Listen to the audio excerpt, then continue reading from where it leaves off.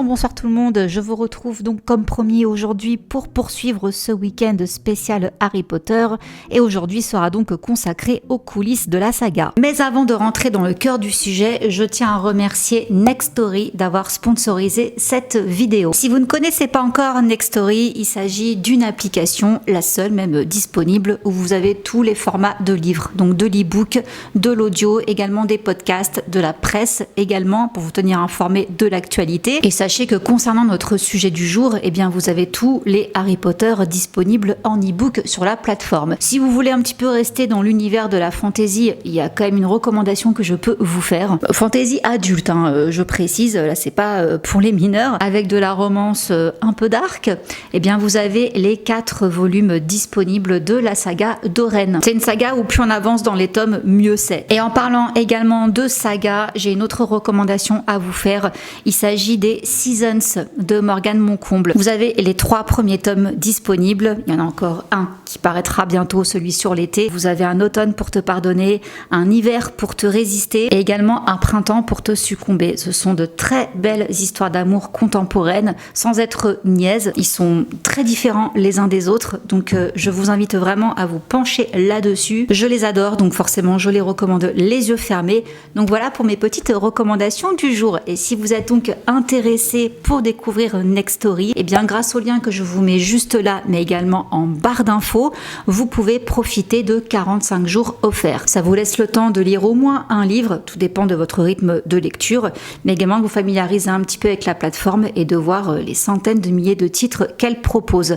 Voilà, donc je remercie encore Nextory d'avoir sponsorisé cette vidéo et c'est parti donc avec les anecdotes de la saga Harry Potter. Petit rappel, elle comporte donc 8 films. C'est produit par la Warner Bros.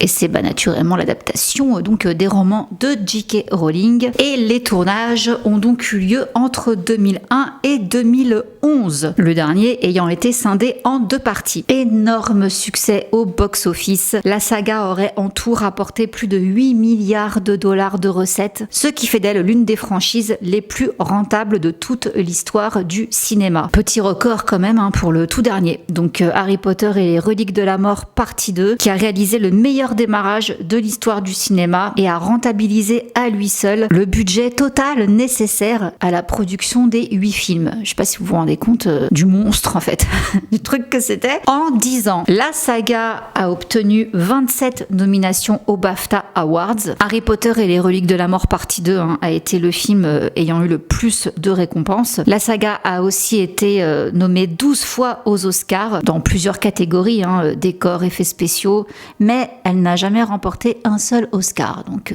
certains se demandent même si les Oscars n'ont pas boudé la saga Harry Potter pour XY raison. Et ça a donc donné naissance à un spin-off que je pense vous connaissez, Les Animaux Fantastiques. Alors quand on a approché J.K. Rowling pour développer donc ses livres en film cinéma, au début elle n'était pas très chaude, autant vous le dire, d'autant que c'est la Warner Bros donc qui l'a approché. J.K. Rowling est anglaise et elle ne voulait pas que ses livres soient américanisés. Mais elle a réussi à avoir un droit de regard sur les adaptations, bien qu'elle n'ait pas du tout participé à l'écriture du scénario, ça par contre ça ne l'intéressait pas, mais elle insistait également afin de garder cette essence british, que tous les comédiens soient britanniques. Et alors justement, comédien britannique oui, mais il y avait un comédien américain très célèbre qui voulait absolument tourner dans Harry Potter et c'était ni plus ni moins que Robin Williams. Oui, c'est un ami de Chris Columbus, donc celui qui a réalisé Harry Potter, du moins au début, et lui il souhaitait incarner Hagrid, le garde-chasse de Poudlard et grand ami d'Harry. Bon, J.K. n'était pas chaude, donc il a dit est-ce que je peux faire alors Rémus Lupin? Mais non, J.K. Rowling voulait un casting 100% britannique, donc il n'a pas été pris. Et tout comme ça a failli ne pas non plus être Chris Columbus qui fasse la réalisation, mais Steven Spielberg. Alors là aussi il y a eu un désaccord. À ce moment-là, Spielberg il était un petit peu parti dans une phase genre à la Tintin où il voulait mettre de l'animation quoi. Il voulait en faire en fait des films d'animation. J.K. Rowling c'était hors de question. Et deuxième raison, il voulait intégrer au casting Haley Joel Osment qui avait cartonné dans Sixième Sens. Mais encore une fois, J.K. Rowling non. il est pas anglais, donc non. Du coup, bon, Spielberg s'est dit, je laisse tomber. De toute façon, pour lui, en plus, c'était pas un énorme challenge de réaliser ces livres-là, car il était persuadé que ça ferait un succès. Bon, il s'est pas trompé. Du coup, il s'est retiré du projet. Donc voilà, ça a été confié à Chris Columbus. Donc comme je vous disais, J.K. Rowling n'a pas participé à l'écriture des scénarios, mais elle a quand même accompagné tout le processus d'adaptation de tous les films, du premier au dernier. Par rapport à nos 3 héros, comment s'est passé justement tout ce processus de casting? Alors j'en ai plus ou moins parlé dans les portraits que j'ai dressés sur eux dans la vidéo d'hier, mais rapidement, la directrice de casting, donc qui s'appelle Suzy Figgis, elle dit que ça est un peu compliqué parce que bon, déjà le processus de casting a duré presque 1 an, parce que déjà fallait trouver les 3 acteurs principaux, mais il fallait que en plus il y ait une alchimie entre ces 3-là. Donc déjà c'était une complication supplémentaire, et vous en doutez, il y a eu des milliers et des milliers de candidatures. Par exemple, Emma Watson, ça a été la première à décrocher le rôle de Hermione, elle avait que 9 ans. Rupert Grint, lui, il avait 11 ans quand il a eu le rôle pour Ron, et Daniel Radcliffe, il avait 10 ans. Et ça a été le dernier à intégrer le casting, et c'était donc Chris Columbus lui-même qui avait vu David Copperfield, il avait repéré Daniel Radcliffe dedans, il le voulait pour la franchise, mais les parents de Daniel n'étaient pas du tout chauds, ils voulaient pas, ils pensaient que c'était trop pour leur enfant. Bon, finalement, il a réussi à les convaincre, il a intégré donc le casting. Rupert, quant à lui, c'était assez mémorable, la cassette d'audition qu'il avait envoyée, il s'était déguisé en professeur de théâtre, professeur de théâtre, en rappant. Donc ça a beaucoup plu. Donc voilà, il a été pris. Et Maëlle, elle avait auditionné dans le gymnase de son école, et elle a passé 5 fois les essais avant d'obtenir le rôle d'Hermione. Concernant Tom Felton, là c'est Chris Columbus toujours, qui après avoir visionné les auditions, a vraiment été convaincu par le potentiel de Tom, mais il savait pas trop quel rôle lui donner. Alors il hésitait à lui donner le rôle d'Harry Potter, mais parce qu'en plus Tom Felton n'est pas blond comme il l'est dans le film. C'était une teinture, insupportable d'ailleurs selon lui. Finalement il l'a pris pour le rôle de Drago Malfoy, l'ennemi juré d'Harry Potter. Bon, le reste du casting se fait. On démarre donc le tournage le 29 septembre 2000 et se terminera le 12 juin 2010. Ça s'est passé où concrètement? Eh bien majoritairement à Liversedene, qui est à 30 km de Londres, et c'est une ancienne usine d'avions pour info. Et la Warner Bros de son côté, il y avait quand même beaucoup d'enfants qui étaient castés. On savait qu'elle allait avoir des petites complications à cause des heures de tournage. Et oui, les enfants, ils ne peuvent pas tourner plus de 4h30 par jour. Et en plus du tournage, ils ont 3 heures de cours scolaires à suivre avec des tuteurs, des profs qui étaient là. Donc ils avaient aménagé des salles de classe spécialement pour eux, et ils devaient faire une pause de 15 minutes toutes les heures. Donc c'était pas vraiment facile. Et justement, concernant l'école dans les studios de tournage, il y a Emma Watson là-dessus qui a une petite anecdote. S'asseoir et se concentrer sur un problème de maths, c'est la dernière chose qu'on a envie de faire après 1 heure à tourner sur le plateau. Mais finalement, je pense que le fait de redevenir régulièrement une écolière normale m'a permis de garder les pieds sur terre. Et sachez aussi, pour la petite info, que quand on voit donc Hermione, Ron et Harry faire leurs devoirs dans la saga, ils faisaient vraiment leurs devoirs. Du coup, ils en profitaient pour vraiment faire leurs devoirs. Donc voilà, les séquences sont, on va dire, entre guillemets, réelles. Quand on les voit faire leurs devoirs dans les films, ils les font pour de vrai. Tant qu'à faire, autant rentabiliser le temps. Alors, pour les premiers films, à part donc les tournages, les studios qui étaient donc à Liversedene, ils ont quand même pas mal sillonné le Royaume-Uni pour encore d'autres spots. Donc les enfants devaient continuellement être en voyage, si je puis dire. Donc ils changeaient tout le temps d'hôtel, parfois pour de longues périodes, plusieurs semaines, voire des mois consécutifs, loin de leur domicile, même parfois loin de leur famille. Il était stipulé qu'un parent devait au moins être là avec eux, mais c'était pas forcément toujours possible. Donc il y avait un tuteur qui les accompagnait dans ce cas-là. Rupert et Daniel avaient un de leurs parents avec eux. C'était pas le cas d'Emma, du coup elle avait un chaperon. Autre petit problème quand on tourne avec des enfants, c'est qu'ils grandissent très vite. Donc il a fallu parfois, comme dit Chris Columbus, bâcler des détails. Par exemple, les lits dans leur chambre, ils ont été faits à leur taille au début, sauf qu'ils ont grandi. Du coup, après, ils rentraient plus dans les lits. Donc ils ont toujours fait en sorte par la suite de filmer sous certains angles, de manière à ce qu'on ne voit pas qu'en fait ils dépassaient les pieds du lit, quoi.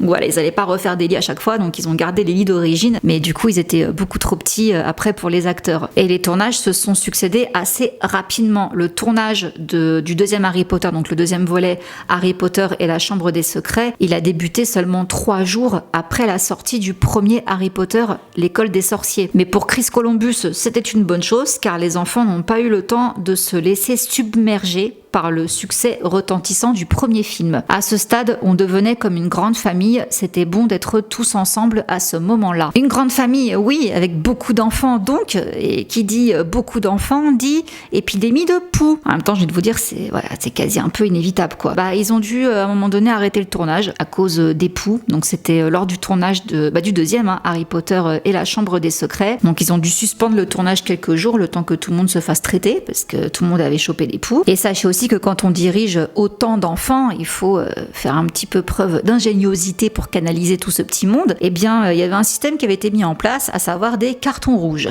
carrément. Alors certains donc avaient un comportement qui parfois n'était pas très professionnel sur le plateau. Donc, à chaque fois qu'ils faisaient une bêtise, il y avait un carton rouge qui était levé et c'était donc une amende et ils devaient verser une petite somme. Et sachez également que en termes de bêtises, il y en a un qui a justement subi ça.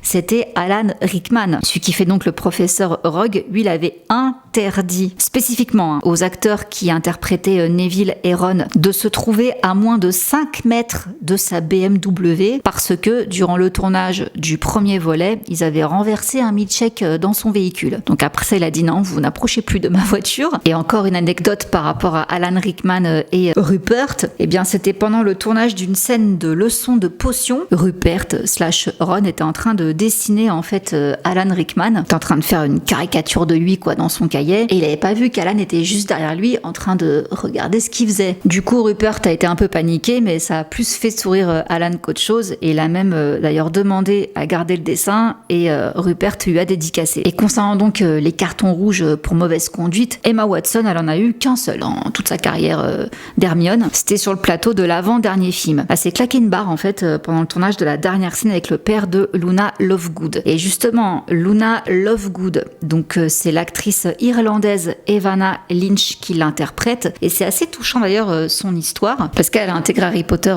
après. Et bien, quelques années avant, elle était anorexique. Elle avait retrouvé l'espoir dans une lettre de J.K. Rowling. Donc elle était fan de la saga, donc elle avait réussi à obtenir une réponse de J.K. Rowling à un courrier qu'elle lui avait envoyé. Et l'autrice lui avait répondu que si elle se battait contre sa maladie et qu'elle y arrivait, elle pourrait postuler pour le rôle et qu'elle aurait même des conseils uniques à lui donner. Et bien c'est ce qu'elle a fait, donc elle a auditionné, elles étaient 15 000 autres à auditionner pour le rôle de Luna. Et bien c'est elle qui l'a décroché, notamment parce qu'elle portait des bijoux qui étaient mentionnés dans les livres et que l'actrice elle-même, Evanna, avait reproduit à la main. Donc elle avait fait un petit pendentif et des boucles d'oreilles qu'elle porte également d'ailleurs dans le film. Donc c'est elle qui les a fait. Et pour autant, c'était quand même très intimidant pour elle de débarquer sur le plateau. Elle avait très peur. Donc elle est arrivée pour Harry Potter et l'Ordre du Phénix. Elle répétait même les conversations qu'elle devait avoir avec les acteurs qui incarnaient les personnages principaux, tellement qu'elle avait peur. Et au final, ça s'est très bien passé. Emma Watson a été tout de suite hyper accueillante avec elle. Elle a tout fait pour qu'elle se sente à l'aise en tant que nouvelle. Alors, concernant donc le troisième opus, on change de réalisateur. Ce n'est plus Chris Columbus. Cette fois-ci, ce sera Alfonso Cuarón. Donc on est avec Harry Potter et le prisonnier d'Azkaban. Lui, il a demandé aux comédiens, Daniel, Rupert et Emma, de rédiger une dissertation décrivant leurs personnages respectifs. Bon, ils ont réussi leur coup, ils ont montré à quel point ils connaissaient bien leur personnage, leur alter ego. Il y a par exemple Emma Watson, alors elle, en bonne élève, elle a rendu une dissertation d'une 15aine de pages. Daniel, lui de son côté, tout comme Harry, il a rendu un texte assez bref d'une page, mais qui était, selon Alfonso, très pertinent. Et Rupert, lui, carrément, il a rien rendu du tout, parce que selon lui, Ron ne l'aurait pas fait non plus. Chapeau. Effectivement. Concernant un petit peu les décors, je vous disais donc que ça avait été tourné dans une ancienne usine d'avions. avion qui avait été réaménagé, tout ça. Il y a aussi eu quelques spots au Royaume-Uni et notamment la grande salle de Poudlard, cette célèbre salle où tous les élèves se retrouvent pour les repas et les fêtes. Eh bien, elle a été inspirée par deux salles de la célèbre université d'Oxford. Donc, c'est la salle à manger de Christ Church et celle du New College. Et pour info, celle de Christ Church, elle a été construite quand même il y a 500 ans. Donc, voilà, vieille bâtisse dont ils se sont inspirés. Donc, voilà, il y a certaines scènes qui ont été tournées à l'université de Christ Church. Celle notamment où on voit le grand escalier du hall d'entrée. Et pour en revenir donc à cette salle, sachez que dans le tout premier Harry Potter, ils avaient mis des vraies bougies au plafond avec des fils de pêche pour pas qu'on voit. Ils ont allumé donc les 400 bougies une par une. Mais la chaleur des flammes avait cassé les fils. Du coup, elles se sont toutes écrasées sur les tables. Donc non, c'était pas possible. Bah du coup, pour la suite, ils ont ajouté les bougies flottantes par ordinateur, pour la petite info. Autre petite info aussi, comme ça assez rigolote, sachez que Daniel Radcliffe a bousillé 160 paires de lunettes et 80 baguettes sur les 8 films. En fait, il avait la manie de jouer avec ses baguettes comme si c'était des baguettes de batterie, donc il les explosait comme ça. Et aussi, concernant Daniel Radcliffe, sachez que la scène où il dit au revoir à Hagrid, là où il prend le train, c'est des vraies larmes qu'il a. On voit qu'il a les yeux rouges, bouffis. Bah en fait, il portait des lentilles. Il voulait, le réalisateur, tout ça, qu'il ait la même couleur d'yeux que sa mère. C'était pas le cas de Daniel Radcliffe. Du coup, il avait mis des lentilles, sauf que là, en plein tournage de la scène, il a fait une réaction allergique. Donc c'est réel quand on voit les yeux rouges, donc ça rend sa performance extraordinaire. Mais bon, suite à ça, ils se sont dit, est-ce que on modifie la couleur numériquement? Finalement, flemme, ce sera trop galère. Donc voilà, on lui a retiré les lentilles. Mais un par contre qui a porté des lentilles dans tous les Harry Potter, c'est Alan Rickman. Il a pas les yeux comme ça, il a les yeux clairs. Et Alfonso Cuarón d'ailleurs avait trouvé ses yeux fantastiques. T'as vraiment des yeux noirs profonds. Et là, Alan Rickman a retiré ses lentilles pour lui montrer que c'était pas ses vrais yeux. Voilà, petite parenthèse sur les yeux. Par ailleurs, la fameuse librairie d'Harry Potter, la bibliothèque plutôt, de Dumbledore, elle possède 5000 livres. Alors, ce ne sont pas de fausses tranches. Dans certains films, ils mettent juste des livres creux. Là, ce sont de vrais livres, mais c'est des bottins téléphoniques. Et ils ont juste changé la couverture. En fait, ils ont fait une couverture en cuir. Donc, 5000 quand même, ils se sont pris la tête. Mais là où ils se sont encore plus pris la tête, c'est pour la boutique de baguettes magiques Ollivander, où là il y a 17 000 boîtes. Ça n'est pas un effet spécial. Et ce sont vraiment 17 000 boîtes qui sont toutes étiquetées à la main. 17 000 boîtes, fallait le vouloir. Certains comédiens avaient aussi de gros maquillages sur eux, c'était notamment le cas des gobelins. Déjà, rien que pour faire un masque de gobelin, ça mettait 8 heures de travail, 4 heures d'application sur le comédien. Imaginez quoi, chaque fois, rester 4 heures comme ça à attendre. Contre mettre le masque, la patience quoi. Bon, lui, Daniel Radcliffe, sa petite cicatrice d'éclair là, ça allait très vite, mais quand même, on lui a fait plus de 6000 fois. 6000 fois, on lui a dessiné l'éclair sur le front. Je trouve ça dingue le fait qu'ils aient compté ça, ça me fait trop rire. Bon, sur lui ainsi que sur ses doublures, bien sûr. Autre enfant qui a beaucoup changé lors de l'évolution des Harry Potter, c'est l'acteur qui incarne Dudley. Donc il s'agit de Harry Melling. En fait, lui, il a énormément perdu de poids au cours de la saga, à tel point qu'ils se sont demandé s'ils allaient pas le virer pour reprendre quelqu'un d'autre qui avait une corpulence qui correspondait plus au personnage. Bon, finalement, les producteurs se sont dit non, on va pas le virer. Donc, pour Harry Potter et les reliques de la mort première partie, ils l'ont rembourré. Voilà, pour qu'il paraisse un peu plus imposant, mais il avait vachement maigri. Autre anecdote assez amusante, il y a eu le fameux baiser échangé entre Hermione et Harry, qui a été un cauchemar. Donc, c'était une scène très difficile pour eux à tourner, vu qu'ils étaient très proches, très potes. Tellement difficile que c'était même gênant pour Rupert, gênant. Ils ont carrément dû le faire sortir du plateau parce qu'à chaque fois qu'ils allaient pour s'embrasser, il éclatait de rire. Du coup, c'était insupportable. Donc, ils l'ont fait sortir du plateau pour qu'ils puissent tourner tranquillement cette scène. Autre anecdote aussi autour du personnage d'Helena Bonham Carter, donc celle qui incarne Bellatrix Lestrange. Sachez que Harry Potter, Daniel Radcliffe, il avait un gros béguin pour Helena Bonham Carter. Il en a parlé en 2022 lors de l'épisode de retrouvailles là. Il lui avait écrit un petit mot. Il lui avait écrit qu'il était heureux de tenir son café. Il lui avait avoué son amour et il regrettait de ne pas être né 10 ans plus tôt. Par la suite, on a appris que Daniel et Elena s'échangeaient des messages après le tournage de l'émission spéciale, là, quand il a avoué son béguin, donc là en 2022, et qui prévoyait de se rencontrer un jour. Et Daniel Radcliffe a par ailleurs dit que sur le plateau du documentaire, il a réalisé à quel point il était formidable que ses partenaires plus âgés et lui-même puissent désormais communiquer sur un pied d'égalité et plus rapport enfant-adulte. Et voilà, donc il avait un crush sur Helena Bonham Carter quand il était petit, je trouve ça trop mignon. Et sachez par ailleurs que ça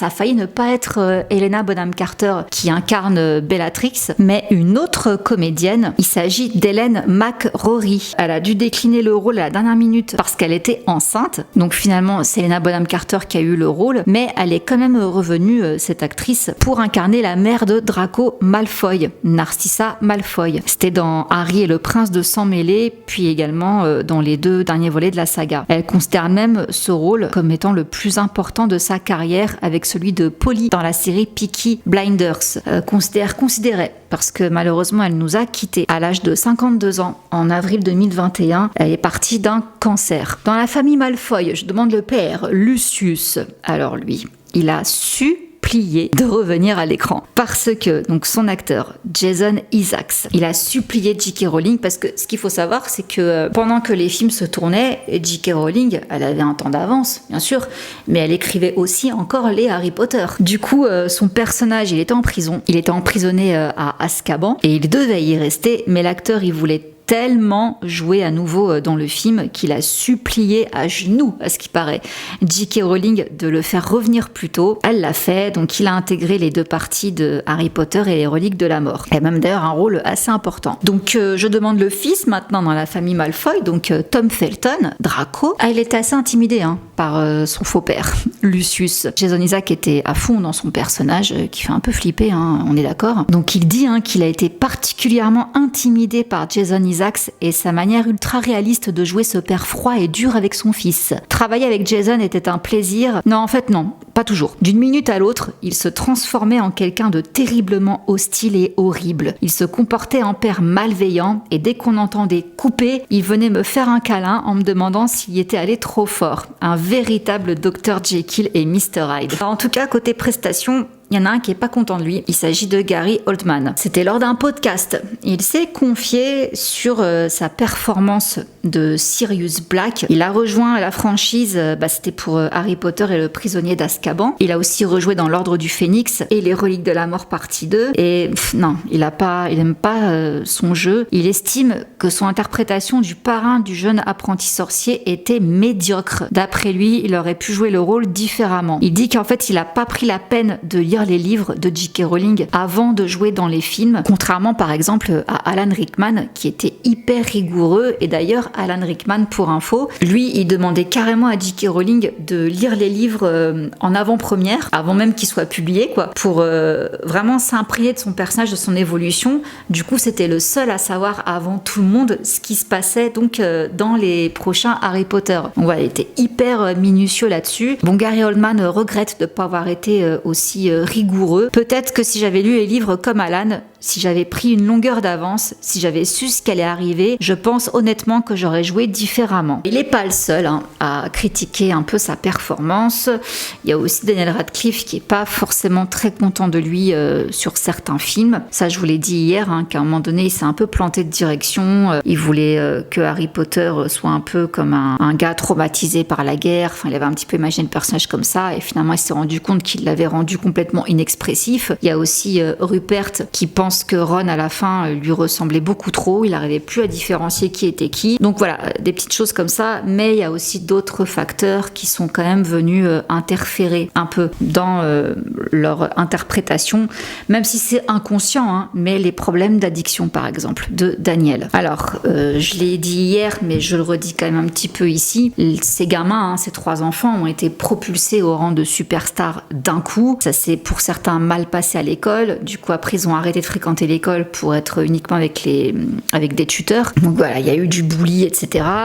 Mais la célébrité, ça n'a pas été facile à gérer, on s'en doute. Du coup, chacun avait un petit peu son truc pour passer au-dessus de tout ça, Daniel, ça a été l'alcool, malheureusement. Donc à 18 ans, il était alcoolique. Donc il avait dit, je peux dire en toute honnêteté que je n'ai jamais bu au travail. J'allais au travail par contre encore sous de la veille. Je peux vous montrer quelques scènes où je suis tout simplement absent. Donc forcément, si le gars est tourné avec la gueule de bois, je pense que ça n'a pas dû aider pour son jeu, normal. Il y a même eu aussi une rumeur qui disait que lui et Rupert fumaient de la Marie-Jeanne sur le plateau à un certain moment. Bon, toujours est-il que l'attaché de presse de Rupert dit que non, jamais Rupert a fumé ça. Bon, il y en a un autre aussi qui a mal vécu le succès et qui est tombé aussi dans l'alcool. Il s'agit de Tom Felton, donc Draco, Malfoy. D'ailleurs, il a publié ses mémoires. Il en parle. Je suis passé de ne pas être particulièrement intéressé à boire régulièrement quelques pintes par jour avant même que le soleil ne se couche,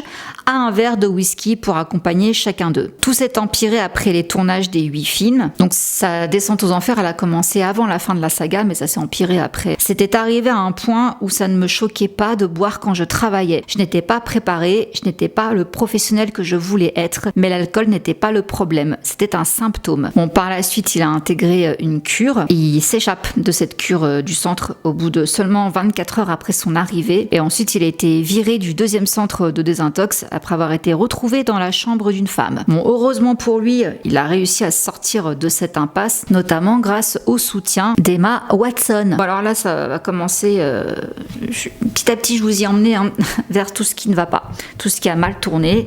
Donc là, on parle de Jamie Waylett, j'espère que je prononce bien. Il incarnait Vincent Crabbe de Serpentard. Lui, il a été condamné à 2 ans de prison pour avoir participé aux émeutes de Londres en 2011, sachant qu'il avait déjà été arrêté en possession de Marie-Jeanne en 2009. Du coup, il a été viré du dernier volet de la saga Harry Potter. Ensuite, une autre actrice de la saga qui a fait parler d'elle un petit peu, il s'agit de Afshan Azad. Elle a interprété le rôle de Padma Patil dans les 5 derniers volets d'Harry Potter. Eh bien, elle a révélé avoir été maltraitée par sa famille pendant des mois. Donc, pour info, elle est d'origine musulmane et en fait, son père ainsi que son frère auraient refusé qu'elle entretienne une relation amoureuse avec un hindou. Du coup, ils l'ont séquestrée pendant des mois. Elle a finalement décidé de s'échapper. Elle a refusé de porter plainte, mais son père a quand même été reconnu coupable de menaces de mort et de violences physiques, et son frère a écopé de 6 mois de prison. Voilà, ça c'était joyeux. Par ailleurs, sachez que le 15 novembre 2023 est sorti un documentaire sur HBO, documentaire de Daniel Radcliffe, qui raconte l'histoire de David Holmes. Alors, qui est David Holmes? Il s'agit de la doublure de Daniel Radcliffe sur Harry Potter. Pourquoi un documentaire sur cet homme, vous me direz? Alors, la raison, elle est touchante et triste à la fois. Nous sommes en 2009. Il est donc cascadeur. Il a même pas 25 ans. Et sur le tournage d'Harry Potter et les reliques de la mort partie 1, il se prépare justement à faire une cascade pour Harry, qui est assez périlleuse. Il est attaché à un câble censé reproduire les effets du souffle d'une explosion. La scène ayant pour but de montrer Harry Potter zigzagant entre des boules de feu lors d'une course-poursuite en balai volant. Et avant de débuter la séquence, l'équipe décide de répéter la scène.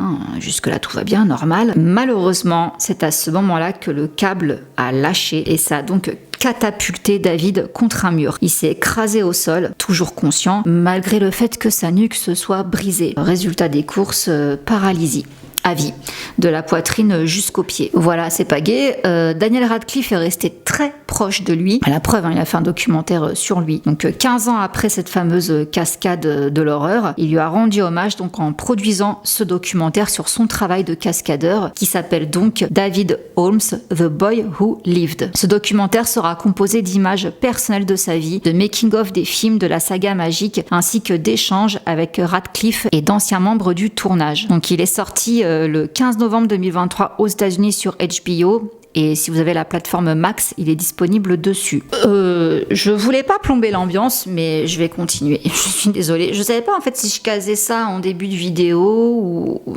j'ai pas le choix. Je poursuis parce que forcément, on a perdu des membres. Alors là, on est avec Robert Knox, qui interprète Marcus Belby. Il joue donc dans Harry Potter et le Prince de Sang Mêlé. Super. tout va bien, mais 2 semaines à peine après avoir mis le film en boîte, Robert Knox, donc il a que 18 ans à ce moment-là, il est victime d'une attaque à l'arme blanche en pleine rue. C'est en mai 2008, alors qu'il se trouve à la sortie d'un pub londonien. Il a essayé de protéger son petit frère, Jamie, âgé de 16 ans, qui était en fait entraîné dans une bagarre de fin de soirée, hein, on imagine le tableau. Et du coup, Robert a été poignardé et il est décédé donc de ses blessures. C'est pour ça qu'on ne l'a pas revu dans les reliques de la mort, hein. Il devait revenir, non. Bon, ça a pas mal ébranlé Daniel et Rupert, ce décès. Ils ont même fait parvenir une lettre à sa maman, à Robert Knox, en hommage à leur ami disparu. « Cher Rob, nous sommes fiers de t'avoir connu et accablés de t'avoir perdu.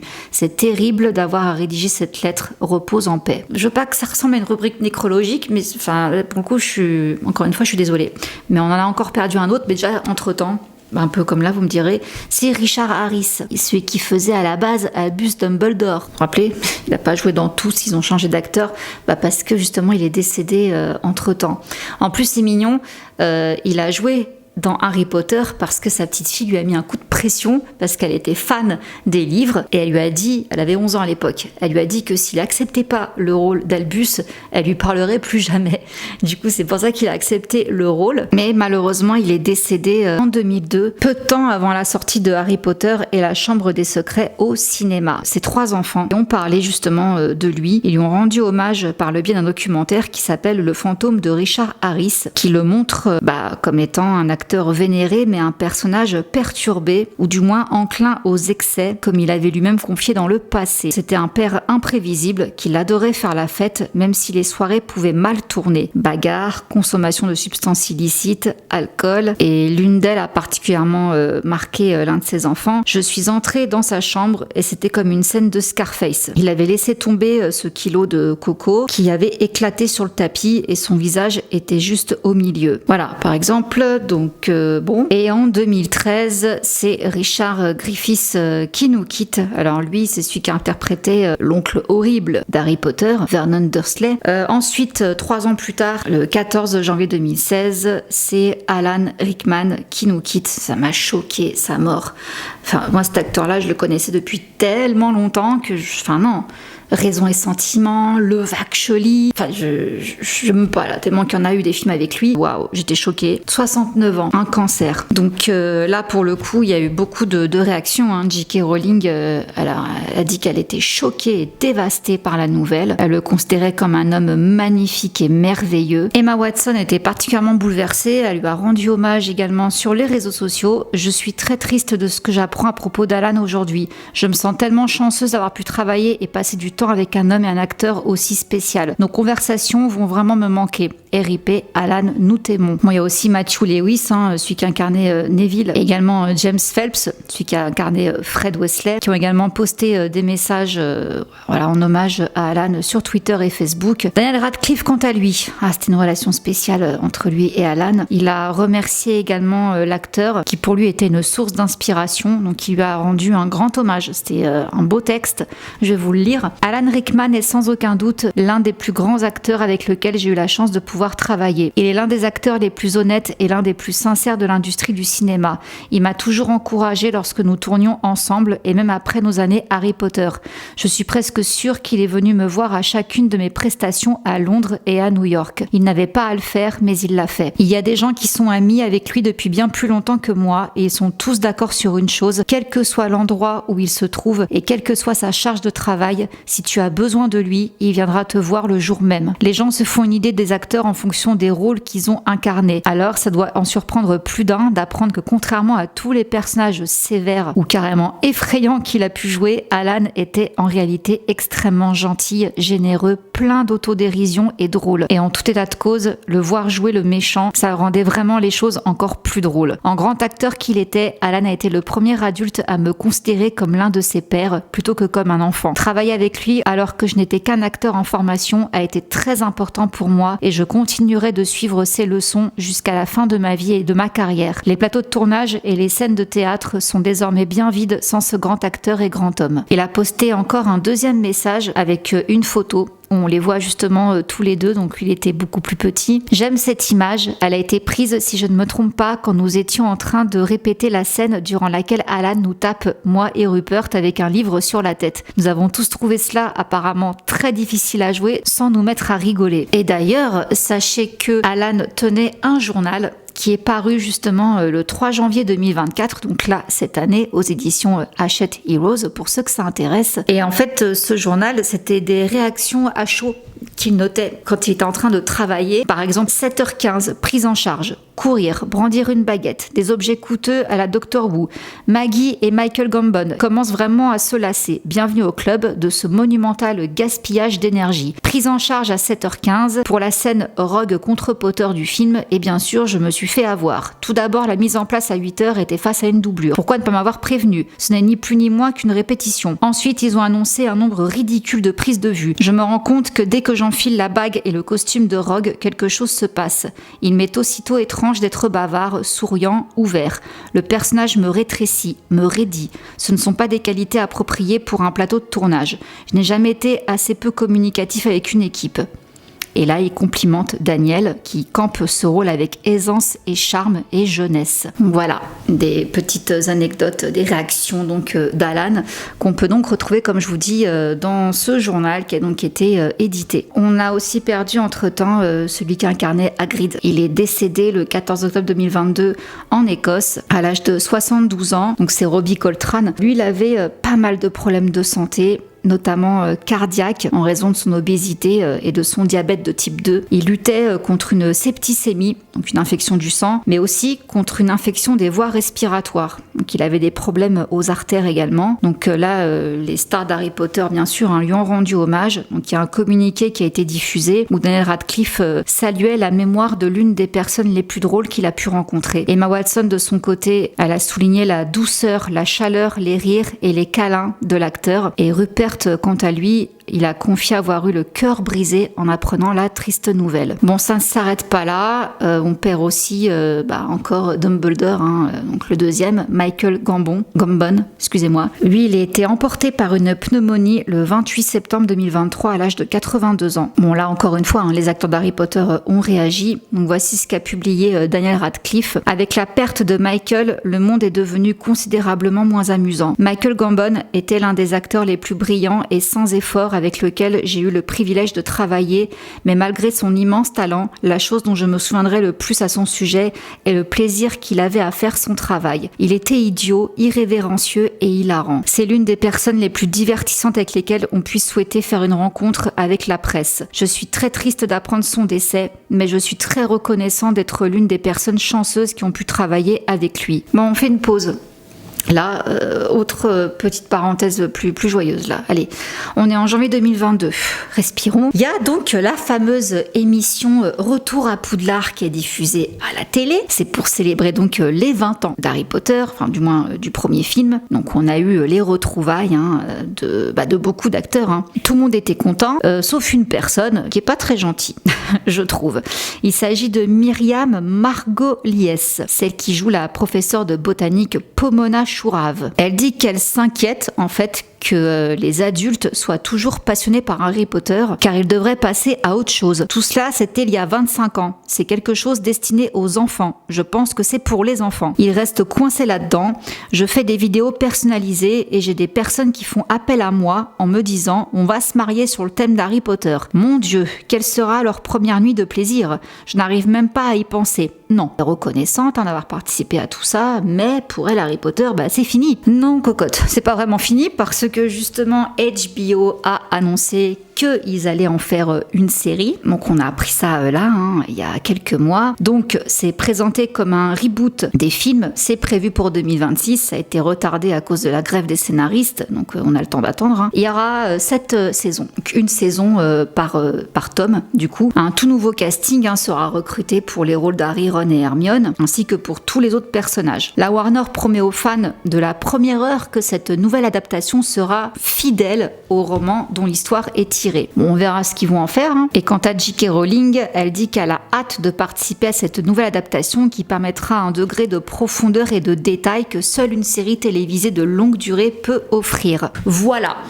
Donc, j'ai des feux d'artifice sauvages, parfois chez moi, en pleine journée ou en pleine soirée, ça dépend. Je comprends rien à ma ville. Ok, bon. Voilà, donc pour l'univers Harry Potter, bon, il y a eu 1 million de produits dérivés, hein, même les jeux vidéo, grosse polémique d'ailleurs à propos du jeu vidéo. Est-ce qu'il faut l'acheter parce que l'acheter, c'est soutenir J.K. Rowling, blablabla. Bon, là, j'ai envie de dire, chacun fait ce qu'il veut là-dessus. Mais en tout cas, voilà, concernant donc les coulisses du tournage, il y a encore bien sûr 1 million d'autres anecdotes à raconter. J'ai vu aussi notamment que celle qui interprète le fantôme, qui est censée avoir 14 ans, pas du tout 14 ans, l'actrice elle en avait 36 ou 37. Je me suis dit waouh, ouais, j'aurais pas du tout deviné. Bref, il y a plein de trucs encore à dire, mais je peux pas tout regrouper dans cette vidéo. Voilà, mais écoutez, j'espère que ce week-end spécial Harry Potter vous aura plu. Je vous laisse là. Je remercie encore Nextory d'avoir sponsorisé cette vidéo. Et pour rappel, hein, le lien, je vous le mets ici et également en barre d'infos pour profiter des 45 jours offerts. Voilà, n'hésitez pas. Et je vous fais plein de gros bisous et je vous dis à la semaine prochaine. Mouah. Bisous, ciao.